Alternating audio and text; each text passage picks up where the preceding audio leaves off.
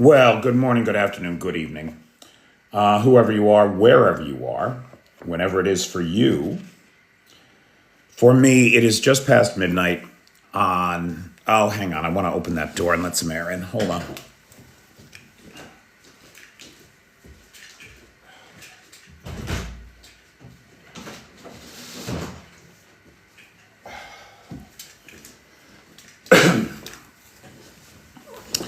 Sorry about that. All right, take two. Well, good morning, good afternoon, good evening, whoever you are, wherever you are, whenever it is for you. For me, it is just past midnight on Wednesday, September the 3rd, 2025, which makes this the news and events for Tuesday, August the 2nd, day 1287 of Vladimir Putin's war of aggression against the people of Ukraine. How do you do? I'm Peter Alexievich, and this is the Live at 5, coming to you from this major European capital currently under siege. And I see that the peeps are coming in. There's Arna, who is the sponsor of tonight's live. Everybody thank Arna, please. Hey, Alice, Avi, Richard Prexis. Hey, Sammy, Andrew, good evening. Debbie. I like how everybody's so polite to each other. Thank you. Hey, Feisty. Hey, Coffin. Mike Kelly. Parda. Bjorn. Sweden is in the house. You in Krakow, David. Almost all the way across Europe. Hey, Akron. Hey, Pugga Mahone. Which is just fun to say, especially if you had an Irish grandmother. Hey, Maria Holm. Tina Erasmus. Raven. Tina and I were just having a very difficult conversation about stolen Ukrainian children and what's become of them. And this was prompted by a report in the South African press that the BBC has also reported about human trafficking out of South Africa to Russia. And we have talked about the fact on this channel that the workforce at the Yalabuga drone factory in Tardistan is largely comprised of young women from some of the poorest countries in Africa, particularly Uganda. Young Ugandan women make up a large percentage of the population that's currently working basically as indentured servants, right? They're stuck in these dorms. According to some reports, what happens is they're being lured into Russia with these stories that they will work in the hospitality industry, that they'll get education in hospitality. And then they get shipped to a weapons plant where their passports are confiscated. They're stuck in a dorm on the on-site facility. They can't travel or leave the facility. They work 12 hours a day for pennies, right? Because it's the old scam. We're feeding you and we're housing you. And you have rent to pay, and we charge you for the food you eat. So what's left out of the pittance of a salary that we give you, you get that at the end of every month. And so they charge you for the dorm, they charge you for the food, they charge you for your clothes, your uniform for work. And so by the time it's all said and done, there's no money left for you. This is what they're doing to people from the poorest places on earth. And Akron, I hesitate to use that word because that word has very specific connotations in the United States. And I don't want to detract from that. But it is certainly not a normal capitalist arrangement. That's for sure. Or it's the worst kind of capitalist arrangement that one could have asked for. It's a crime and a sin. And we have a name for that crime. It's human trafficking. And that's very definitely what the Russians are doing. So we're seeing the Russians do this with people from Uganda, Sri Lanka, Tibet, Cambodia, Vietnam, Thailand, Nepal, China, Zimbabwe, Rwanda, the Cote d'Ivoire. The list just goes on and on and on. It is exploitation at its worst, designology. Exactly. It's exactly what it is. It is exploitation at its worst. Hey, Maddie, right? All right, so a couple things here. Let me check that first. Sorry. So last night, actually, I know it off the top of my head. Last night we saw 150. I better look. Sorry. I did think I had it. I thought it was 120 out of 150, but let me just double check. Last night, so we are under an error alert right now. And last night, it was 120 out of 150, so 80%. 80% interception rate. Last night was not a loud night here. Not like over the weekend, that's for sure, where we saw over 500 aerial targets come in one night. Actually, it was over 600. Over 500 were intercepted one night. And we're expecting, today we had an air alert, but it turned out to be reconnaissance drones. These drones were just looking for the targets, and then the telemetry will be fed into the software back in Kursk and down in Crimea, and then they'll launch the drones. The barbecue was great, Mike Kelly. I cannot thank the Patreon folks enough for making those barbecues possible. We did 6 barbecues this summer, guys. We did one for the military, one for the comedy troupe that I work with here, and then 4 for my English club. And we had at the last one, which was likely the last one of the season, since I'm out of money now, we had 35 people. We fed over 160 people at a cost of about $10 a head. And more importantly, we provided for those 160 people an oasis of normalcy in a sea of insanity. And that was very much appreciated. It's been a tough summer here. It's been a tough summer for people here. Lots of people know people who are not with us anymore because of these attacks against civilians and civilian infrastructure.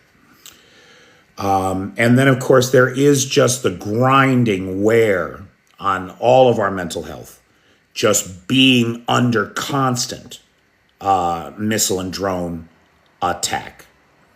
So everybody that participated in that project, and there are too many to list. If you're on the Patreon, you can watch the slideshow, and everybody is listed there.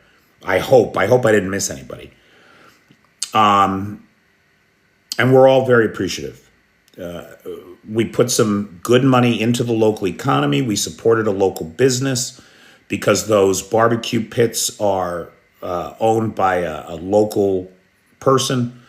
And so that's $25 every weekend into their pocket that normally that business would not have been there for them. It's amazing to me, this woman who has the stand at the beach, she's got 2 barbecue pits out back, and I think it's very reasonable, $25 to rent the barbecue pit and a place to sit every Saturday. I think that's very reasonable. And if we had not been renting from her, she would not have had any business. No one would have rented them because we were the only ones every weekend. So that was good. I think you're right. I think it is time to make Moscow a loud place, even louder than it is. That's for sure. There are lots of legitimate targets in Moscow. Certainly the Kremlin springs to mind. And what a slap in the face to the Russian psyche would it be to see that building in ruins, smoldering pink flamingo ruins. Hey, Chrissy Locke. Hey, Baba Ganoush. Okay, so a couple of things here that we did not, one thing that we did not get to last night, and then a long discussion that I want to have about the current crisis that we are all facing. And I mean that. We are all facing the greatest crisis, the greatest geopolitical crisis of our lives. And simply put, to condense it down, it is the global rise of fascism led by my country, the United States. I want to be very clear. And the threat that it poses to democracy. We are all now in an existential struggle as the forces of autocracy come together to threaten the democratic world. That's really where we're at. And that's the conversation I want to have tonight. Before we do that, we looked at last night's missile and drone attack, right? 150 drones, 120 taken out, 80% interception rate. I want to start by talking about the fact that the Russian command is unhinged, divorced from reality, as badly as Trump is in the United States, if not even worse. Valery Gerasimov, the chief of the general staff for the Russian Federation, on Saturday did his Saturday briefing, and he put up a map of Ukraine in which Russia controlled everything to Odessa. He just claimed the Oblast of Mykolaiv, where not a single Russian soldier has set foot. He claimed the Oblast of Odessa, where not a single Russian soldier has set foot. He claimed all of Kherson, Zaporizhia, Luhansk, and Donetsk. In Donetsk, there's 20,000 square kilometers where no Russian soldier has set a foot. In Zaporizhia, there's 16,000 square kilometers where not a single soldier has set foot, including Zaporizhia city. Right? You're claiming Crimea, Raven. Your claim on Crimea is as good as his claim on Odessa. It's ridiculous. It's unhinged. It's divorced from reality. These guys can't even take fucking Pokrovsk in a year. And they expect Ukraine to just hand over tens of thousands of square kilometers that they cannot take. They're high on their own supply, Wild Hunt. You are not wrong. You are not wrong. Okay. So, is West Ukraine completely flat? Word from Russia. I'm not sure what that means, Baba Goodnush, but Western Ukraine, as everybody here should know, is where the Carpathian Mountains are. So friends of mine were recently hiking in the Carpathians. They were higher than Denver, Colorado. Denver, Colorado is up a mile. And the peaks that they were on were 1,400 meters. That's more than a mile, right? So they were higher than the mile-high city out there.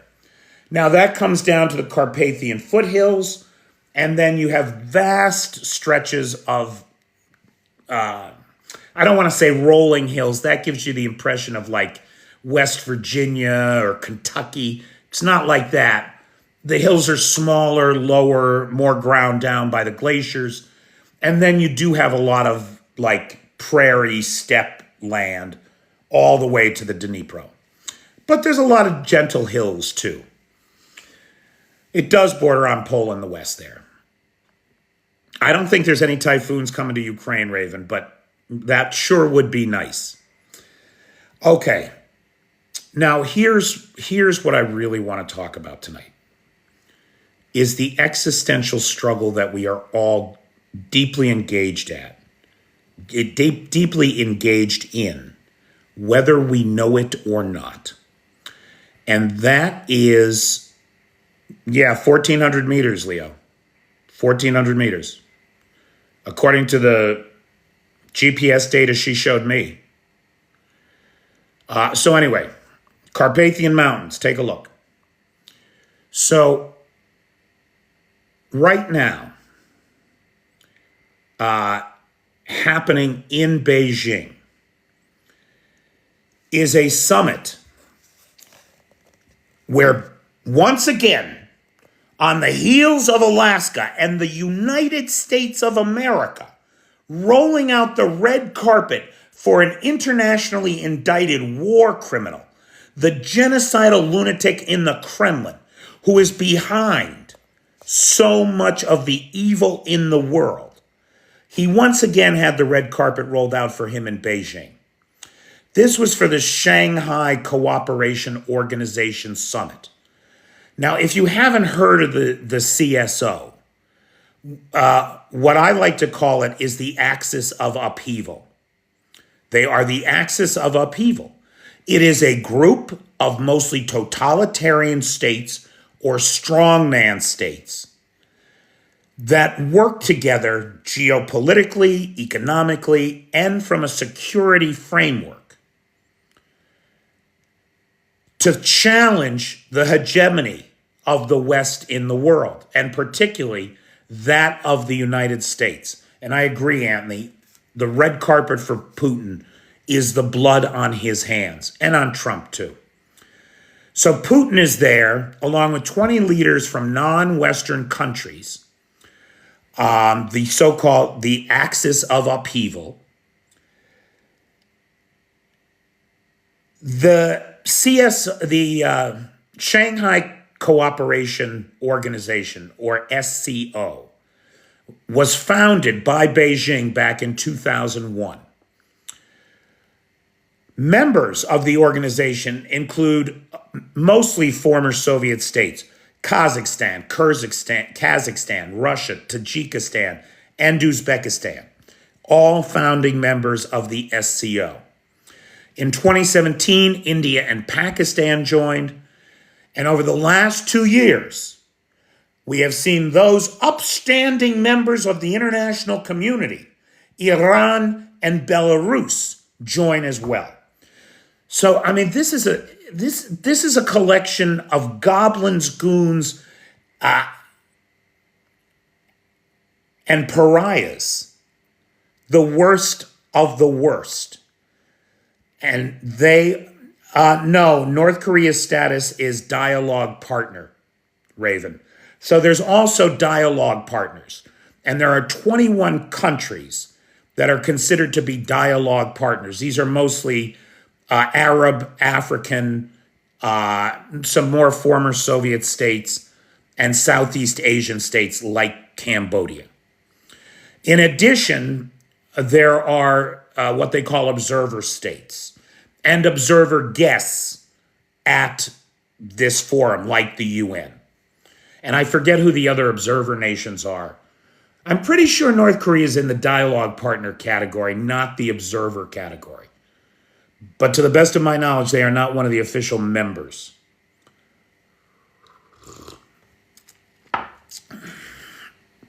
Guess what the official language is? There are two.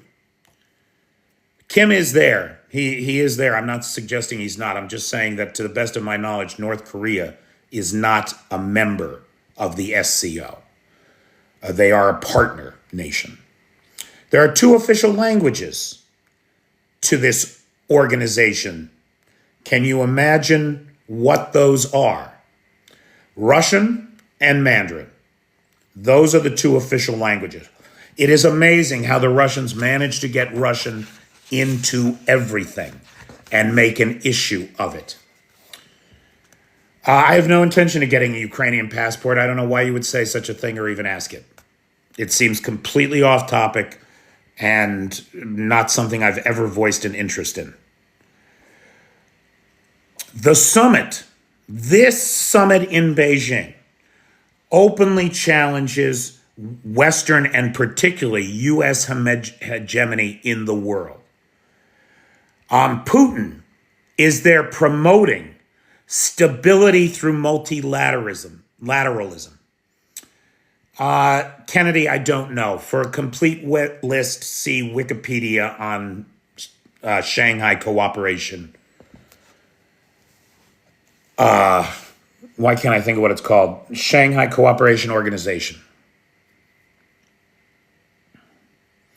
This notion of Putin's, this geopolitical notion of Putin's, of a multilateral world, is nothing more than Russia's desperate attempt to make itself relevant again in the world. The Russians are having a field day as Donald Trump's antics continue to destroy American influence in the world. Russian TV is having a field day, talking about America surrendering her superpower status, talking about America being a barely relevant regional power. The very words that Obama used to describe the Russian Federation back in 2014 when they took Crimea and Hillary Clinton, the Secretary of State, decided that it wasn't worth doing anything about it. And it certainly wasn't worth standing up to Russia or defending Ukraine based on our participation in the Budapest Memoranda. An abnegation of our treaty responsibilities to an ally.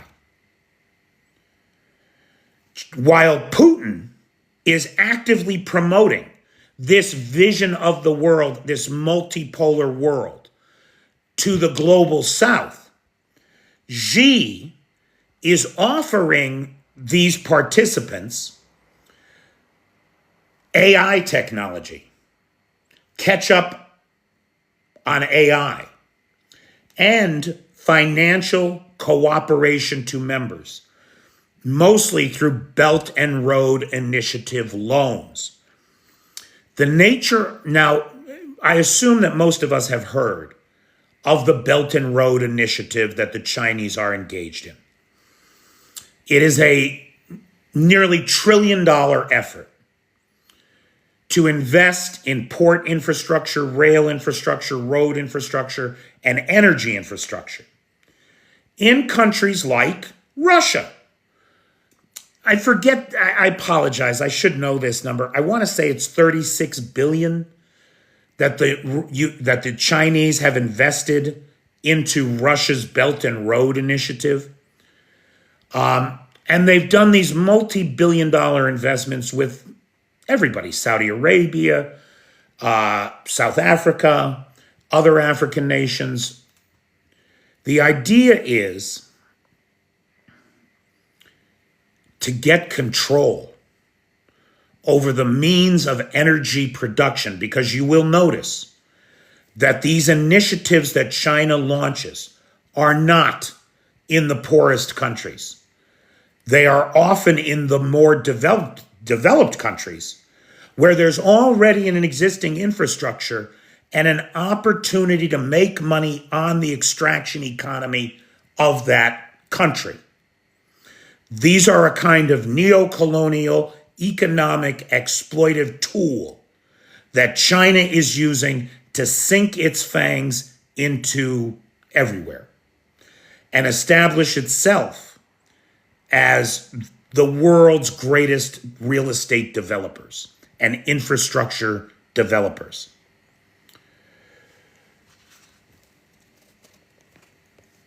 In addition, now that's the carrot, right? That's what's on offer for these countries. Technological advance and investment in infrastructure. But what Xi is mostly promoting is what he calls a global governance vision. And said the words, global government has reached a new crossroads.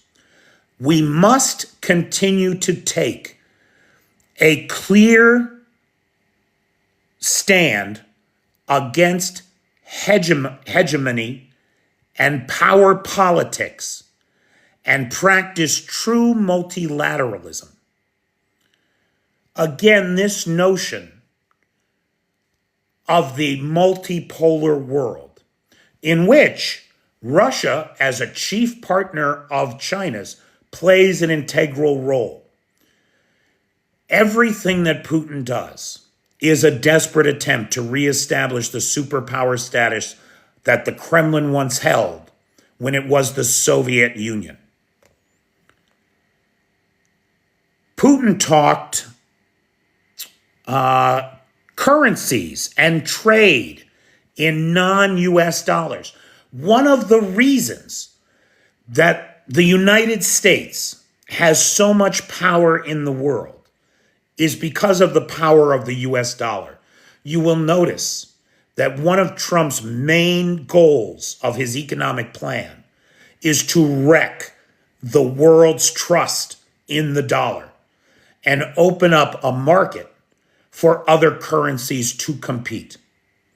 Currencies that nobody should trust.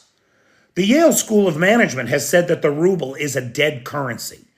The last thing anybody in the world should want right now, just from the perspective of trying to protect your own investments, is to get paid in rubles. It's a bad idea. It's a bad idea. The US dollar has been the gold standard for international trade. Now, of course, Russia doesn't have any dollars or euros, which really are the two currencies in the world that you can count on. They don't have any of them because nobody's doing business with them. And so they are forced to do business in alternative currencies like United Arab Emirates dirhams, and Chinese yuan.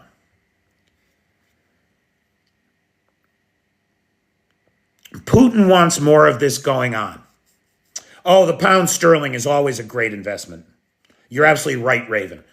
As my understanding is that while it's a great investment and while it's very regularly, commonly held as a reserve currency, right? Countries, you have no gold. That's one of the myths that these people persist in, is that you have to have gold to back your currency. They do not understand the nature of modern fiat currencies, which are not backed by precious metals. Look, there isn't enough gold on this planet to back the US dollar today, or the Chinese yuan, or even the Russian ruble at a $2 trillion a year economy. It's not a thing. Do you know how much gold there is on this planet? If you took it all, can anybody tell me how big would be a block of gold if you took every gold ring, every gold necklace, every gold foil, every gold bar, and put it all together? Does anybody know how big a block that would be approximately? Any guesses? All the gold ever mined, ever panned, ever found. Bigger than that, George. But that is far closer to the size, the actual size. My understanding is that it would be about the size of the base of the Statue of Liberty. So if you think about the Statue of Liberty, it's on a base.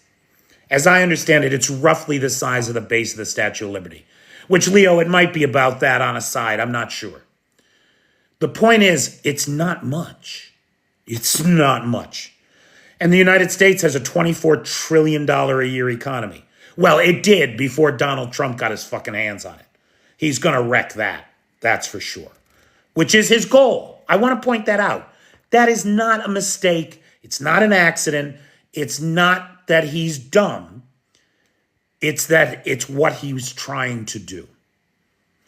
destroy the United States economy, devalue the dollar, saddle the people with debt, impoverish the American people so that him and his billionaire friends can buy up all of America at the greatest fire sale ever at pennies on the dollar. So Putin said particularly that he wants to eliminate, and he's made it clear that he wants to eliminate the dollar as the international unit of trade.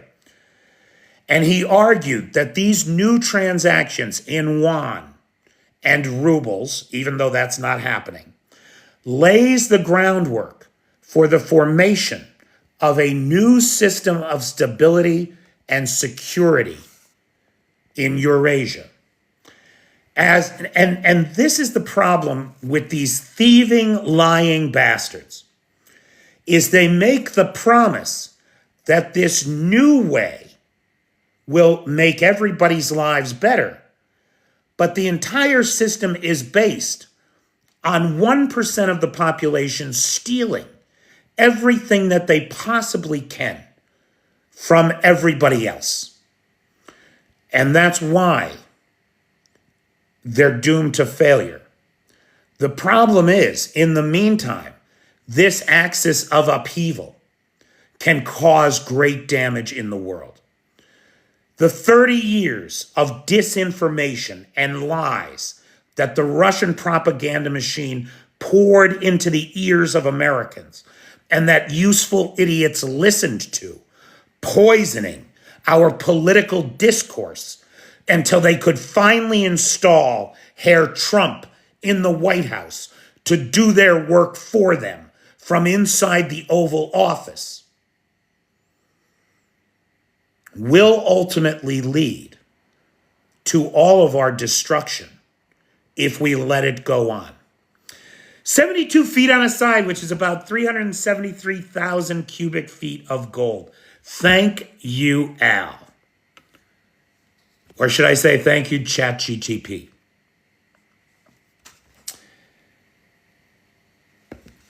All of this talk of stability, of economic growth, of a future in a multilateral world, belies the reality that Putin, an indicted war criminal, and the Chinese government, who claim neutrality while secretly supplying the Russians with lethal weapons. How can I say that? How can I say that the Russians are being provided with lethal aid by the Chinese? That it's not just economic support from the Chinese. It's not just diplomatic support from the Chinese, but rather it is all of the above. Because we have the evidence. We have the test video from Chinese drone parts tested in China, embedded in the firmware of Russian Shahed components that were shot down over Ukraine. Today, remember 2 years ago when it was so embarrassing for all of us that are paying attention, that something like 90% of parts in Russian drones and missiles came from the United States or other Western countries. 90%. Today, 80% of the parts we find when we do forensic studies of Russian missiles and drones is made in China. The Chinese are making it possible for Putin to wage this war. Make no mistake, while Trump is destabilizing the West from within, the inside man, the agent, the double agent inside the machine, this Congress, this convention of autocrats, strongmen, and dictators happening in Beijing right now is intended to threaten the stability of the West, of Western democracies. It stands in opposition to us all, and it seeks our destruction. It is just that simple. A world that plays by the rules, where there is an international rules-based order, where there is an insistence on fundamental respect for human rights, is not a world that they want to be in. They do not want you living in it because they cannot exploit you if you are. A world where all men are created equal and endowed by their creator with inalienable rights, like the right to life, liberty, and the pursuit of happiness, is not a world that they want. They don't believe that you deserve that world. A world where there is equal protection under the law for all citizens is a threat to them and their power, and they will not have it. Make no mistake, the future of the human race is set in the balance on the knife edge that is Ukraine. I've often said that the reason that I came here was because this is the most important thing happening in the world today. The outcome will determine the future of hundreds of millions of people, if not billions of people. Certainly hundreds of millions in Central Asia. That's definitely true. Potentially across the world, billions and billions of people.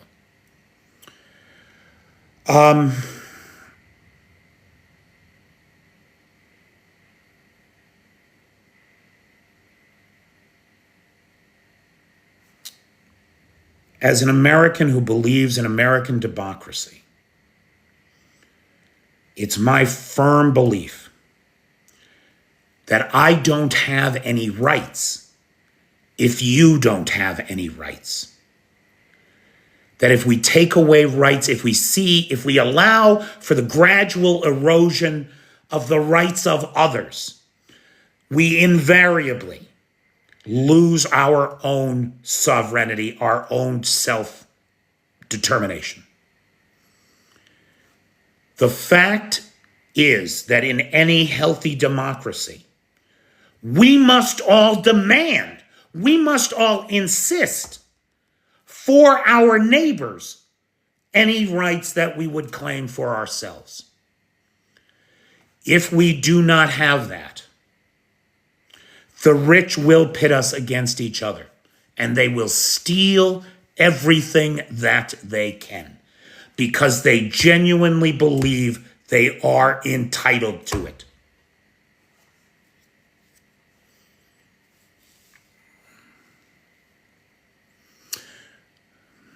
Okay, I think it's time to go to Q&A, but I will answer one question that I saw in the chat there first. The question of what happened with Ursula von der Leyen's plane yesterday. So, what's her title? High Commissioner of the EU or President of the... She's not President, right? Or is she? I'm so sorry. I'm an American. We're terribly ignorant about these things. But the very capable, competent, and well-spoken Ursula von der Leyen, a high-ranking official inside the EU, was flying into Bulgaria yesterday, and her plane became the subject, we believe. She is president. Thank you. I'm so sorry, everybody. I apologize.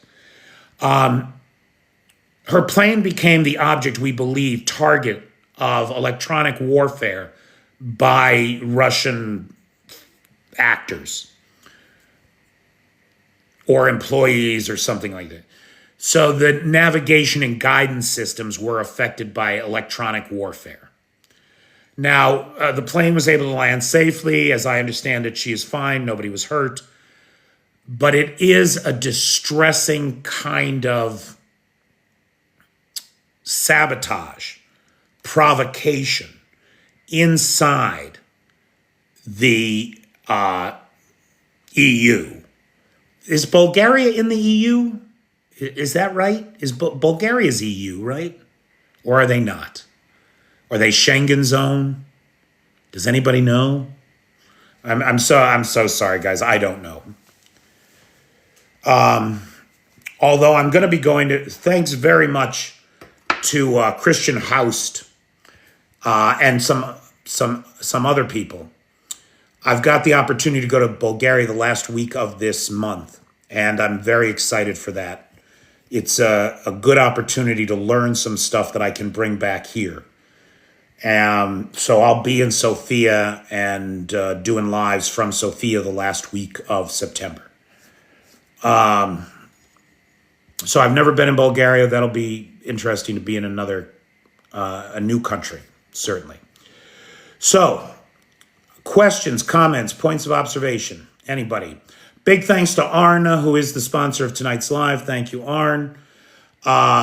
Big thanks to Lars, who has the Discord server, Nightshade, who has the Peter's Peeps group on the Book of Faces, and of course to the moderator team, best moderators on the Tickety Talk, Maddie, Feisty, Pete J, and Travis. Thank you, guys. What is your opinion on the Chinese drone laser gun tank? George, I apologize. I'm not a weapons expert. I'm completely unfamiliar with this. I don't know. I have no opinion on it because I don't know anything about it. Thank goodness for the Bulgarians. Well, I'm going to see. I'm very interested. I don't know anything about Bulgarian culture. I don't know anything about Bulgarian history, honestly. I think the language, do they use Cyrillic letters? I don't know. I'm going to be very interested to see it and find out. Hey, if anybody knows anybody in Sofia, maybe with an apartment or an Airbnb that I could get cheap, or a hotel hookup, right? Anything. If anybody knows anybody in Bulgaria, hit me up, please. I sure would appreciate it. Thanks, BP. I appreciate it. Could that have triggered Article 5? Bertie, anything can trigger Article 5 if the political will exists to trigger Article 5. We've seen missiles come down in Poland and kill Polish citizens. We've seen explosive drones land in Lithuania, Romania, Hungary? I think Hungary too.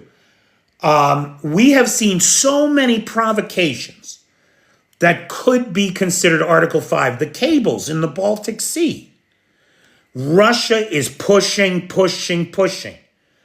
And the reason that they think they can push is because NATO sits on its fucking hands and does nothing.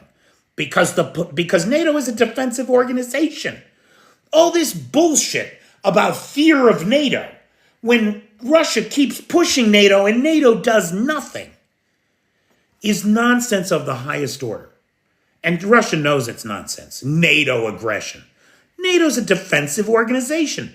Nobody in NATO wants to get in a war. The political will for NATO to intervene despite the provocations, despite the genocide in Ukraine, despite the largest land war in Europe since World War II that has now claimed over 1 million casualties. NATO does as little as it can because it's not an aggressive organization. The political will inside of NATO countries does not exist to send their sons and grandsons to Ukraine to die in the cause of Ukrainian freedom. It does not exist. So, Bertie, it's going to be a while before we see any significant advance from NATO, I believe. Guard helped with the party, the barbecues this past week. Thanks, Guard. Cyrillic, yes. Thanks, Guard. Look, Lars is disappointed that we're only at 105,000 likes. That's insane. That's insane. Lars, it's insane, buddy. Relax, pal. Oh, you guys are the best. That's the correct term, Kipras. Thank you. It's actually President of the European Commission. Thank you. I will make a point of getting that into the old gray matter here. I mean, that should just roll off the tongue. Trump pushing for Ukraine to have elections. Is this distraction or intimidation, Peter? So Designology says Trump is pushing Ukraine to have elections. Because we had them in the United States, in World War II, Abraham Lincoln in the Civil War, we had elections.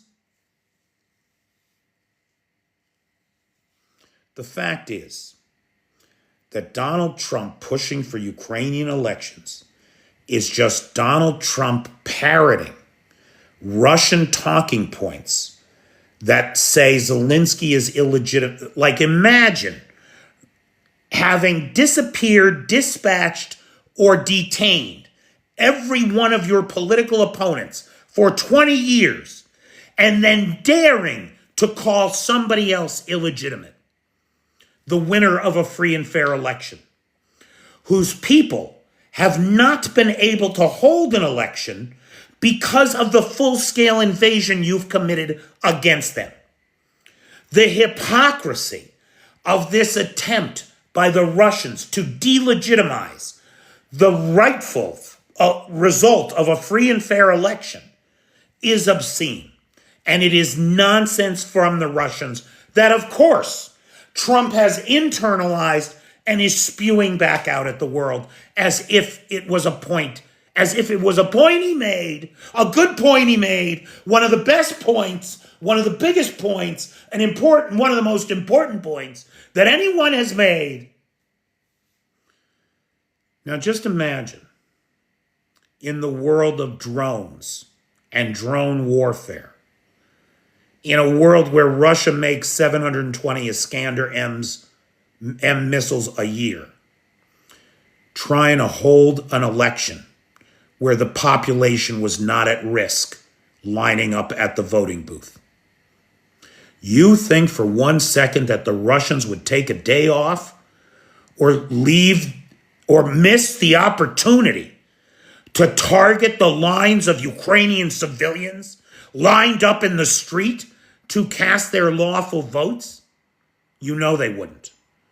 It would be a fucking field day for the Russian genocide machine. What about the 4 million Ukrainians in the temporarily occupied territories? They won't get to vote. That would delegitimize the annexation of those territories. How is that fair or free? What about the 7 million Ukrainians out of the country? Trump, no vote, no mail-in ballots, no mail-in ballots, even though the guy voted by mail-in ballot for 20 years. It's nonsense. It's a Russian talking point intended to delegitimize the legitimate government here in Ukraine.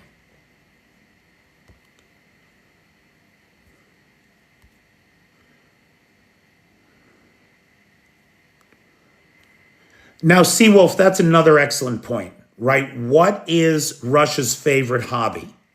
Election interference. You think we'd have Donald Trump in the United States if it wasn't for Russian election interference? We wouldn't. We wouldn't. Chrissy, it doesn't matter, of course, because no matter what you explain to Donald Trump, ultimately, his Kremlin masters own his ass.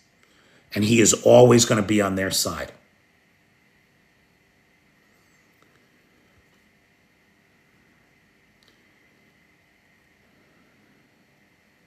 Alice makes the point that Putin wants elections inside Ukraine so that he can get his own puppet installed. And Seawolf says so that he can take out politicians who are against Russia. Both of those are salient points. There are incredible protests in D.C.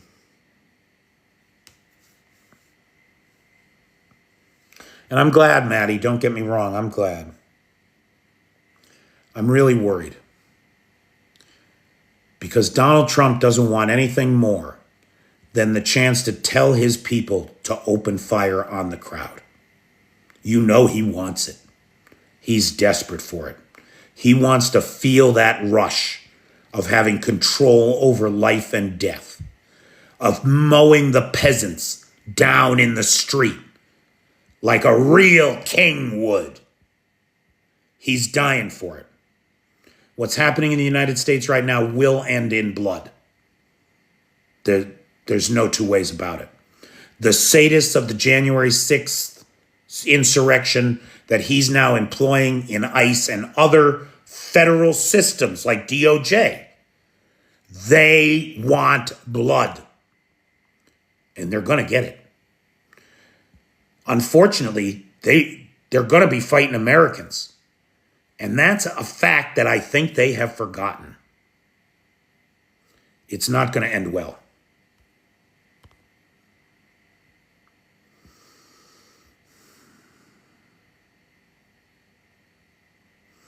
Kent State all over again.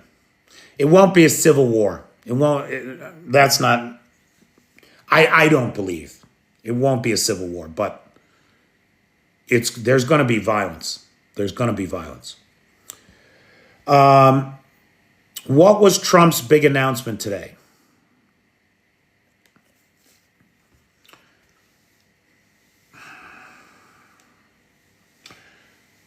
So you guys know I'm not an I'm not military. I'm not a military expert. I'm not a weapons expert.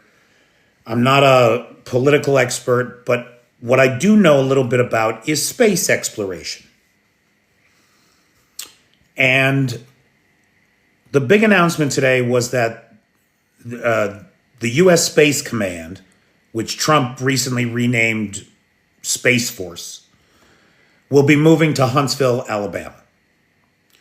Now that may seem like a nothing issue, right? Might seem like a nothing issue. There's a new branch of the armed services, though there isn't really, right? Because we always had U.S. Space Command under the Air Force out of, Peterson Air Force Base, where NORAD is based. For anybody that grew up in the 80s, in war games, remember Crystal Palace? Right? Well, Crystal Palace, that's where NORAD is. That's where Space Command has always been. Long before Trump called it Space Force and made it its own branch of the military. Which, by the way, in my opinion, was the only really great thing Trump ever did. He was right, like we didn't need a Space Force because we had Space Command. But Space Command could do so much more. Cleaning up low Earth orbit would be a great start for these guys, right? So Space Command has a home. Space Command, let me think for a second. Space Command it's based out of Peterson Air Force Base in Colorado. Then the Air Force Base in Alaska, where he met with Putin. In Winnipeg, because the Canadians are involved in kind of air defense for all of North America. And then finally, Tyndall Air Force Base down in Florida, right? So there's 4 operational centers with the HQ in Colorado. So if you just left the HQ in Colorado, it wouldn't cost you anything. I don't know how we're saving $480 million by moving it to Huntsville. That math doesn't quite square with me. But that was the claim that Tommy Tuberville made during the press conference today, that we'd be saving $480 million by building an entirely new facility for billions of dollars in Huntsville. We would save $480 million. There's no reality to that math, let me tell you. That's like brunch math. Why was this such a big announcement?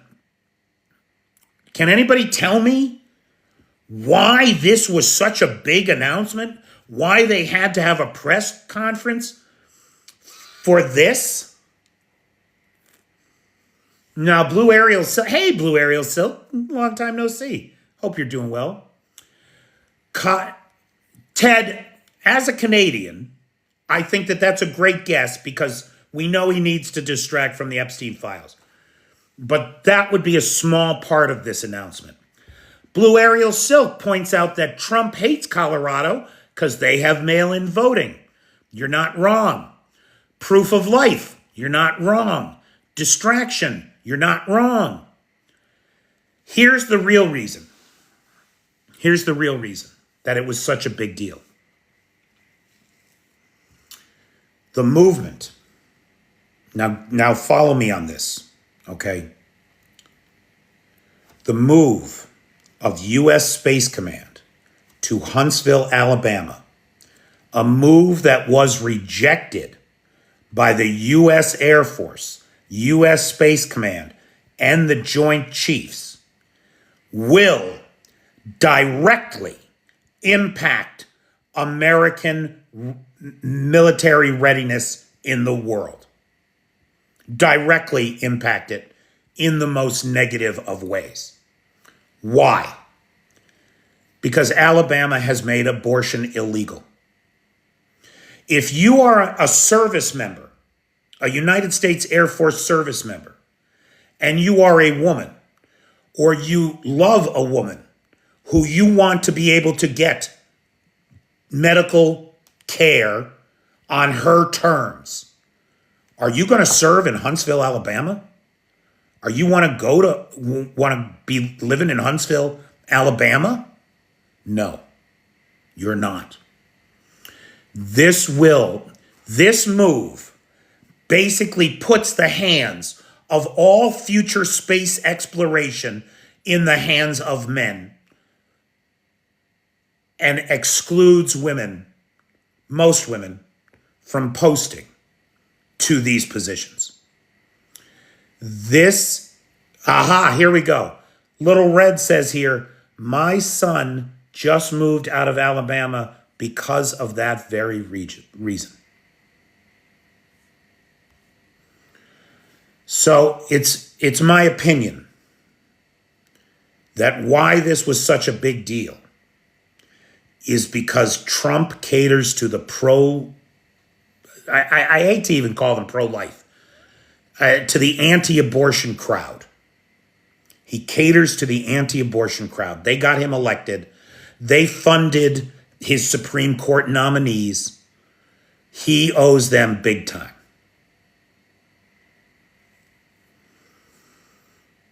What word did you use earlier? I don't know what you're talking about, Akron. But it sounds funny. So as I understand it, that's what the announcement was. That's why it was important. Not inside Alabama. They can't. Blue Ariels.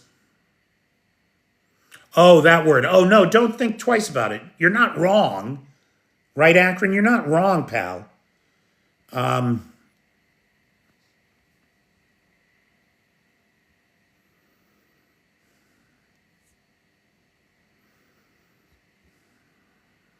It's completely dystopian, Ted. I mean, it's insanity. I remember, I saw a great meme the other day. It said, the inexorable slide into fascism is basically everyone in your life telling you you're overreacting. And in 2016, before he got elected, I got into a fight with an old friend of mine from college and his brother about the erosion of women's rights. And they laughed at me. They said Roe versus Wade will never be overturned. Nobody is taking away women's rights. And then that's almost the first thing that happened.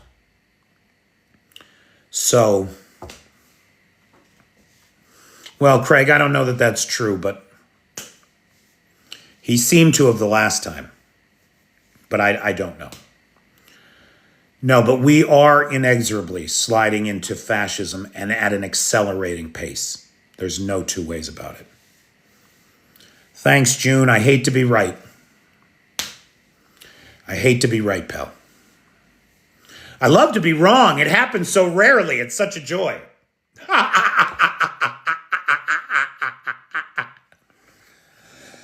Well, Craig, I wouldn't say we're quite there, but we're certainly, it's not going to be long at this rate.